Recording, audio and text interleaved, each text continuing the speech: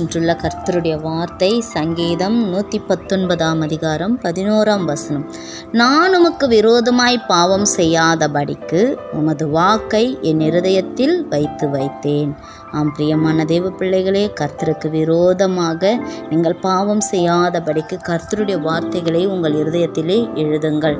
பாருங்கள், லூக்கா 15 அதிகாரம் நீங்கள் வாசிப்பீர்களானால் அதிலே ஒரு தகப்பனும் 2 குமாரர்கள் காணப்படுகிறார்கள். அதில் இளைய குமாரன் தன் ஆஸ்தியை எல்லாவற்றையும் எடுத்துக்கொண்டு வேசிகளினிடத்திலே புறதேசத்துக்கு போய் செலவழிக்கிறான். ஆனால் பாருங்க, அவன் மனம் திரும்பி தேவனிடத்தில் வரும் பொழுது 21 வசனத்திலே சொல்லப்படுகிறது, தகப்பனே, பரத்துக்கு விரோதமாக உமக்கு முன்பாக பாவம் செய்தேன். இனிமேல் உம்முடைய குமாரன் என்று சொல்லப்படுவதற்கு நான் பாத்திரன் அல்ல என்று அவன் தன் பாவத்தை ஒப்பு கொடுக்கிறான். கர்த்தருடைய வார்த்தைகள் உங்கள் இருதயத்தில் எழுதுங்கள். கர்த்தர் உங்களை